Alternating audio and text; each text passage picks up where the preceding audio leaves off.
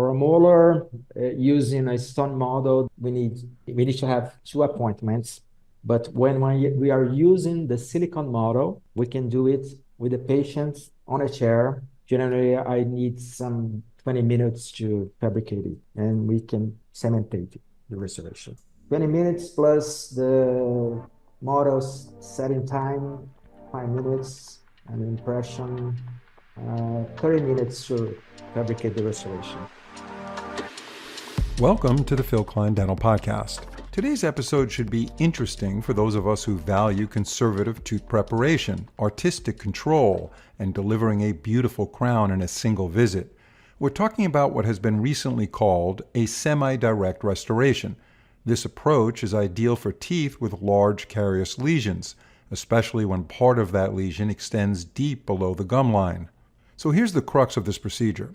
We remove all the decay, we raise the restorative margin above the gum line using direct composite resin, fill in any undercuts, and then prep the tooth for a thin composite crown, removing very little tooth structure in the process. Our goal is to fabricate an aesthetic composite crown that can be bonded onto the tooth prep, which will result in a long-lasting, strong restoration. According to our guest, Dr. Mauricio Watanabe, by using a highly filled nano-composite to fabricate the crown, the same material we'll be using for our deep margin elevation and filling in our undercuts, our semi-direct full coverage restoration should provide long-term predictable success.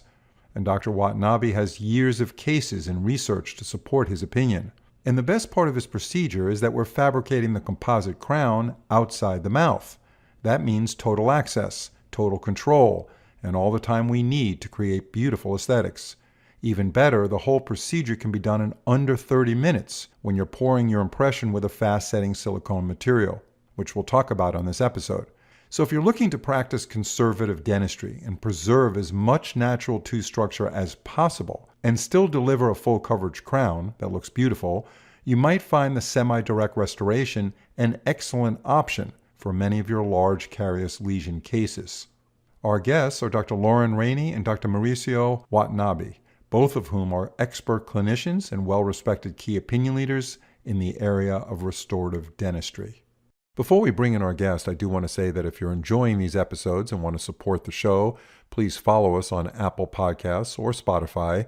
You'll be the first to know about our new releases, and our entire production team will really appreciate it. Thank you, Dr. Rainey. Thank you, Dr. Watanabe, for joining us today. We appreciate you being on the show. Happy to be here. Thanks for having us. Hi. So let me begin with you, Dr. Watanabe. You have a very interesting approach to restoring large cavities that come into your practice. These are teeth that are fairly broken down, and you use what you call a semi-direct technique, using the combination of direct restorative dentistry with indirect restorative dentistry, and you do it in one visit. You do a chairside, no lab. So you're here to confuse us because we all know what direct restorative dentistry is and we know what indirect is. And usually indirect requires a laboratory or chairside milling. And it's difficult to do indirect in one visit unless you have a chairside setup. But you do it in one visit and you don't have a chairside setup. You do it through this method that is quite unique. Tell us about it. Hi, Phil.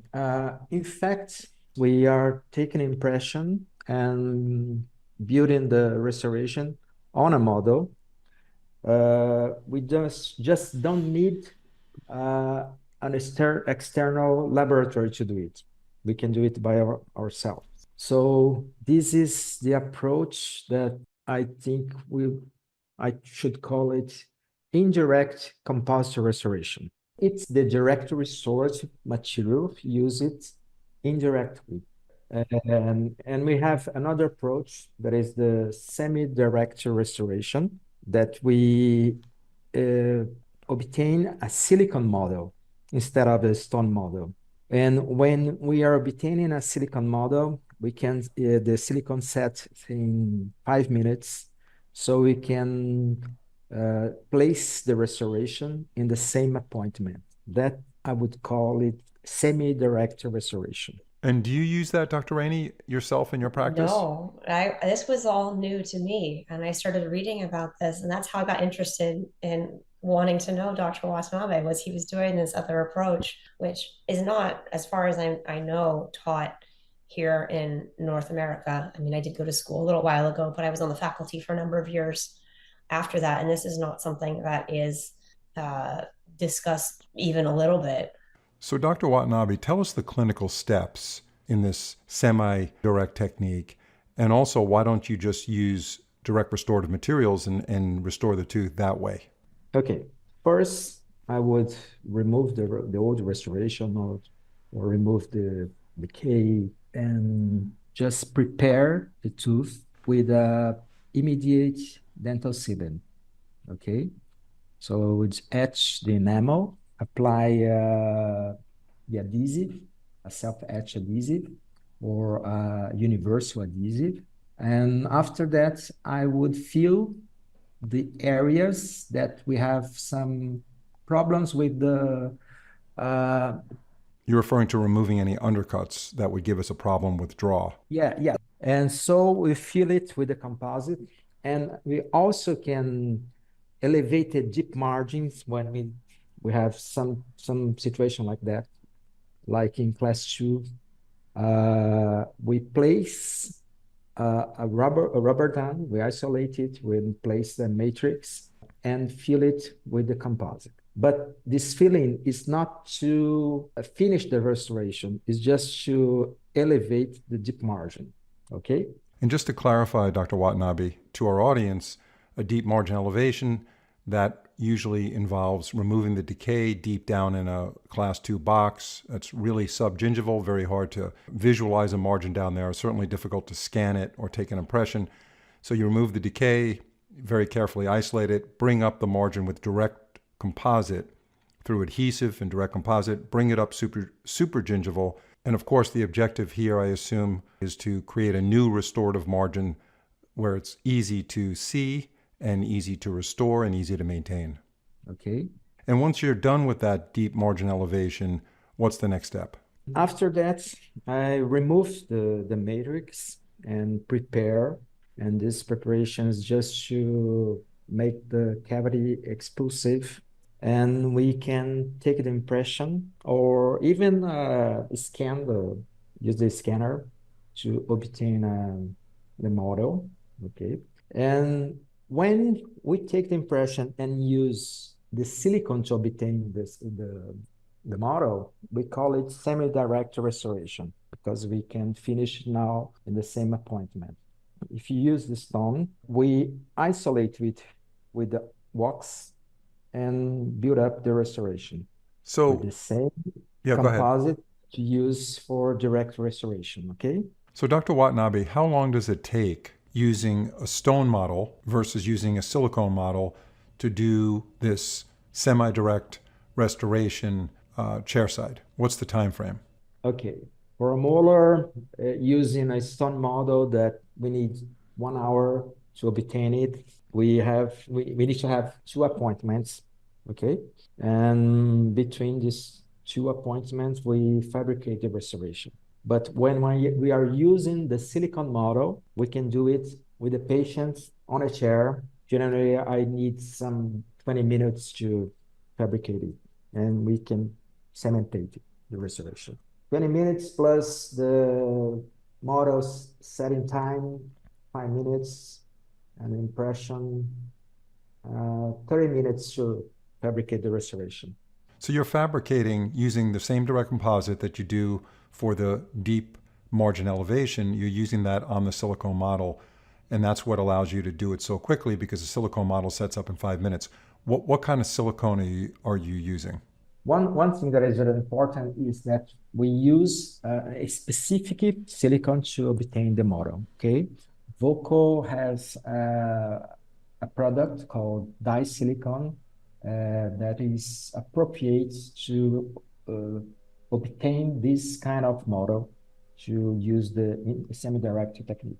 Are you doing this kind of procedure, Dr. Rainey, based on what you've learned from Dr. Watanabe regarding this semi-direct technique? I've never tried it, but I've watched lots of videos and I've read his articles, and now I get to talk to him. So yeah, maybe one day I'll get brave. Yeah, we thought you were going to be like, start giving testimonials on this technique and how many success stories you have. But His work is absolutely stunning and beautiful. So if you get an opportunity, please look up Dr. Watanabe's work. It is just his photographs are beautiful. where did Take a you look at the where did you start hearing about Dr. Watanabe? What brought you into his world? You know, considering he works in Brazil, I know it's a global world yeah. now. Did you just start reading his papers and seeing his photos? Yeah, I actually started reading, it was an article about composite polishing, and his name came up there, and then it kind of showed up somewhere else. And then I was like, oh, he really knows his composite stuff. I should start like seeking this out. And then we were at a meeting last year together in the same place at the same time. And that was pretty incredible to have a bunch of, there was an international meeting put on by Voco, and it was just a great opportunity to see what some amazing clinicians all around the world are doing. So, what do you see, Dr. Rainey, as Dr. Watanabe's technique was just described? What do you see Hmm. the biggest advantage clinically to a dentist who really loves to do direct restorative? How do you see this whole thing benefiting you and your practice? It comes back to the longevity of the tooth.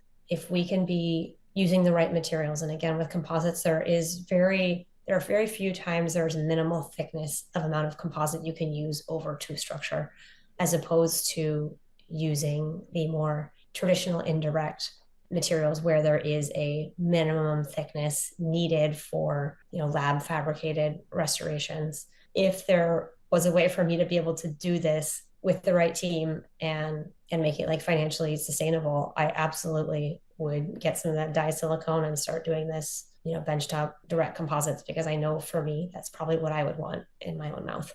And that's certainly a strong testimonial coming from a very experienced dentist. And I do want to mention to our audience that Dr. Rainey and Dr. Watanabe did a really good webinar on this technique.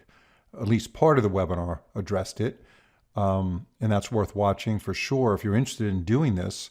And that can be found on vivalearning.com. Just type in Rainey, Rainey. The title of the webinar, Pushing the Envelope, Direct and Indirect Posterior Solutions with Composite.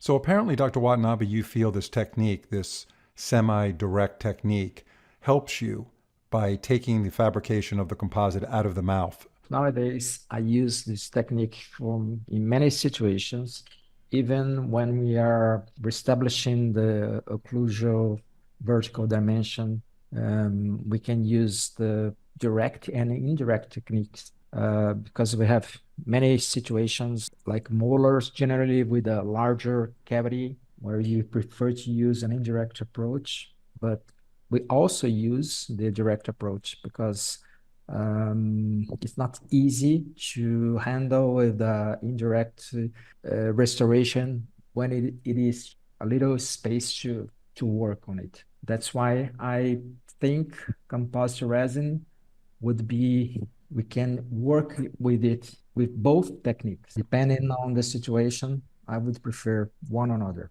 Just curious, Dr. Watanabe, do you think having a countryside environment where you're the only office within a certain area and you wanted to get these patients finished with full coverage in one visit motivated you to look for another solution where you develop this technique, which gives them the full crown coverage that they need for these large restorations without going to a lab?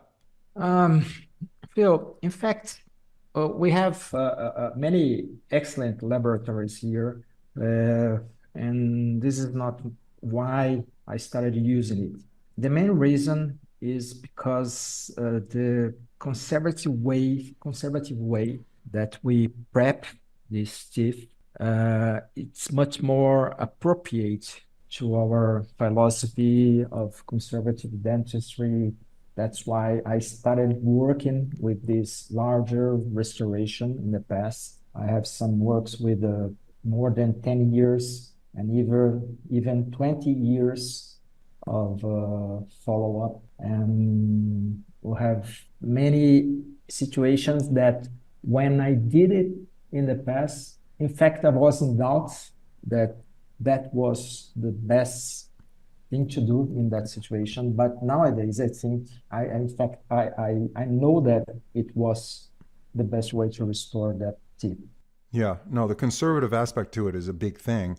And what do you attribute the strength of the composite to that you're doing this procedure with, where it can be rather thin, right? And still be very strong and last a long time in this indirect approach. We need to use a composite resin with excellent mechanical properties because wear is one of our problem. I spend a lot of time adjusting the occlusion, and if I use an inappropriate composite to do it, I will lose it shortly.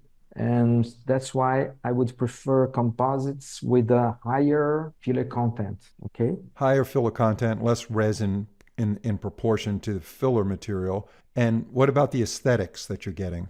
The aesthetic, I can obtain a good aesthetic using just two shades. In some situations, it's even difficult for us to observe the limits of the cavity when we use the right shades to do it.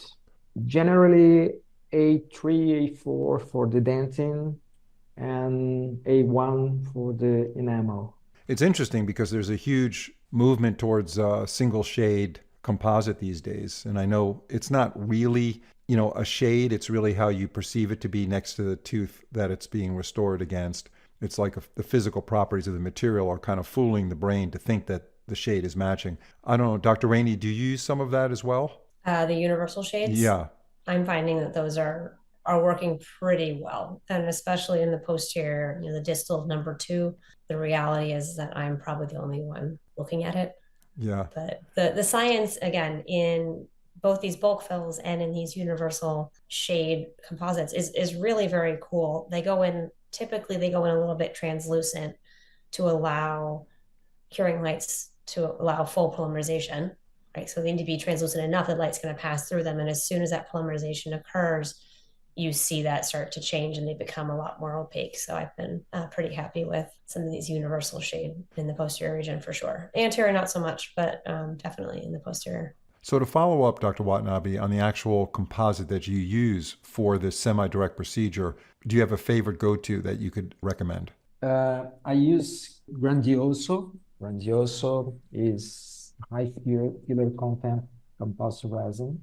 I can also use the Grandioso Heavy Flow to elevate the deep margins. And when we have a patient with a bruxism, I think it's very important to use the composite with a higher resistance, like this one that I Grandioso, you're saying? Grandioso, yes. Yeah. And I do want to point out, Dr. Watanabe, to our listeners, based on your recommendation earlier in another episode, that it's very important to stay within the same product for this semi-direct procedure. So if you're doing the deep margin elevation using Grandioso Heavy Flow, then you build up the tooth on the model, whether it's stone or silicone, whatever you're using, with Grandioso. So you stay within the same system. If you're using another product, you do the same thing. Whatever composite you're using on that margin elevation, you use the same composite when you sculpt it up on the model and then cure it and bring it into the mouth.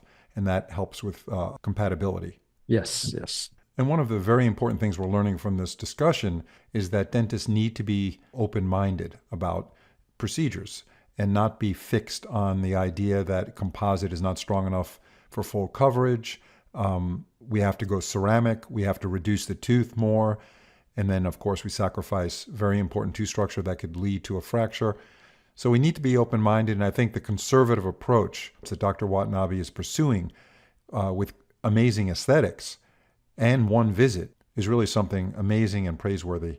So as we wrap up this podcast, I do want to ask Dr. Rainey, how much experience do you have with really large blown out teeth where you've gone, even for financial limitations or whatever reasons, the patients don't want to have crowns like we discussed earlier, and you're going with direct restoratives? What have you seen in some of these cases where before these materials were so advanced, you would say, no way, this is not going to work. It's going to break in a year. What are you seeing?